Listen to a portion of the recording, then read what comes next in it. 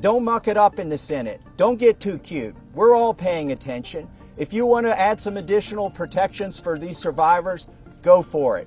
But if you do anything that prevents any disclosure, you are not for the people and you are not part of this effort. Do not muck it up in the Senate. I think the Speaker wants to save face. He's going to vote for a piece of legislation today that he's disparaged for 4 months. I prefer, actually, it goes straight to the President. He can release these files without the Senate acting. Sometimes they take a long time to get things done. The House figured out a way to take 4 months to get this done. There's nothing more important than cleaning out the rot in this country.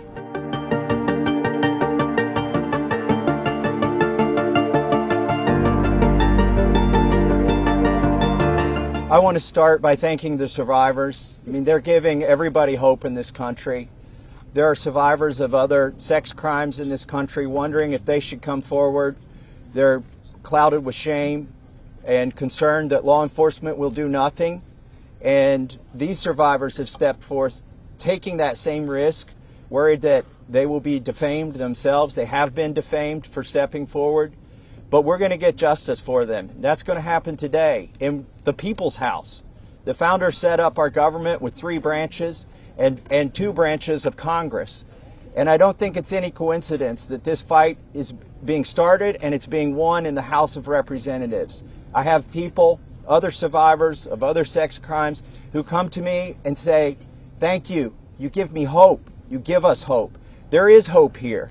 We fought the President, the Attorney General, the FBI Director, the Speaker of the House, and the Vice President to get this win.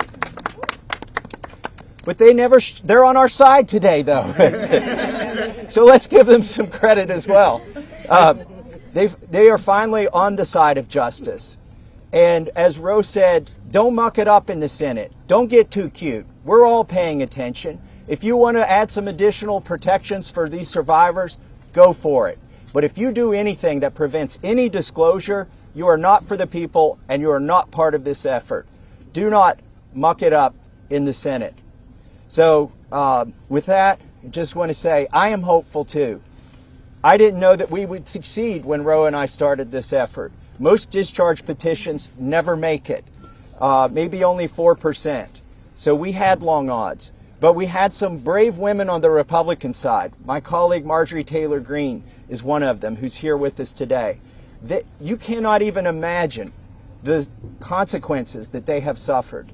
My colleague Lauren Boebert and my colleague Nancy Mace, they stood so strong. They put their names on a document in here, and then they were pressured in ways that you cannot even imagine, and they stood strong. And that's why we're here today. And they didn't take us seriously over at the executive branch or in the Senate, because they always thought they could flip one of these women. They could convince them or cajole them or intimidate them into taking their names off of this petition. But they did not succeed. This is a victory for those women and women all over the country today, and I'm just glad to be a part of it. This bill, because it says it doesn't adequately protect the survivors, the victims that are standing behind you. Your response to that? That's been a red herring all along. The survivors have always been in favor of this legislation, and there's a provision in there you can read, if you would just read it, that protects them. Now, if he wants to offer more protections in the Senate, that's fine with us, but here's the problem. Now we have to vote on it again in the House. And so, as you heard, justice delayed is justice denied. It could be just another delay tactic.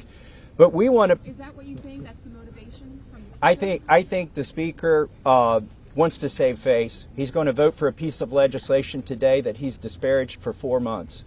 And however he needs to come on board, we want him on board. So we appreciate that. You want to go ahead? Go ahead.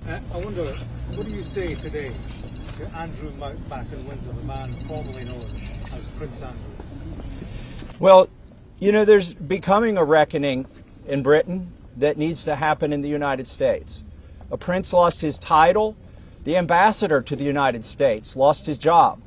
We need to see those same kind of consequences here.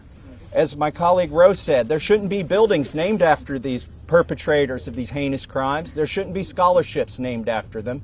And there needs to be accounting We've seen tens of thousands of pages released by the Oversight Committee. What we've not seen is a single name. So I implore you to look and see if we have true justice and transparency in here. And the survivors will know when that has happened. And I do think that Prince Andrew does need to come and testify at our Oversight Committee, and that can be bipartisan. But I share Thomas's view that the urgency that the British people have shown in getting justice needs to inspire an urgency here in America. Have you spoken to any Republicans in the Senate who are looking to, move this forward? So Senator Merkley is a Democrat. He's led the exact same legislation that Roe and I introduced in the House. One Republican co-sponsored his bill yesterday, and I have spoken to at least one more who says they will co-sponsor. The important thing about the Senate is that they need not to muck this bill up. There's a lot of attention on here. We've needlessly spent 4 months dragging this out. A duly elected representative, was denied her seat in Congress for 49 days, and it's time to pull the Band-Aid off. The Senate, it may be tempting for them to get cute and to do things that will limit the release of these documents. They are afraid that people will be embarrassed. Well, that's the whole point here. They need to be brought to justice, and embarrassment is no reason to stop it. So the Senate, John Thune, it's up to him. He needs to bring this to the floor of the Senate, and I think the vote today will show that in the House. Let me ask you this. You said you wanted this to go straight to the Senate. What message does it send to the survivors behind you if the Senate doesn't act quickly to move this bill forward? Well, they're not here. They're not going to answer questions, so I'll answer a question. I prefer, actually, it goes straight to the president. He can release these files without the Senate acting. Sometimes they take a long time to get things done. The House figured out a way to take 4 months to get this done. I think it's disrespectful to the survivors if they delay this. There's nothing more important than cleaning out the rot in this country. And this is rot, and it's not a partisan issue. And the senators need to get on this. Yes, the economy is important. Yes, international policy is important. But there's nothing more important than getting to this rot and cleaning it out. They should put it at the top of their agenda. As you know, there's a provision in the bill already that would allow the DOJ to not release certain information if it would jeopardize an active investigation. And the president just last week ordered his DOJ to conduct an investigation. What makes you think you would actually, if this bill passes, see these files? If the public would see them? There are 1,000 survivors. They can't open enough investigations to cover up everything that's in these files. And yes, it's true they can try to protect a few certain people or a few certain companies, but those investigations will eventually end. And in the meantime, there's not enough investigations to cover up 1,000 different crimes, 1,000 different rapes, 1,000 different sex trafficking instances.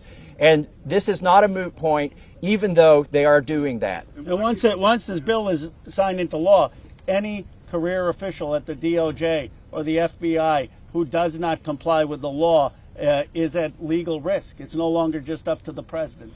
Look, we could have passed a simple resolution here in the House, and that would have been the end of it. Instead, we chose a very hard path, which is to get legislation, a law passed, which means it has to go to the House, the Senate, and be presented to the president.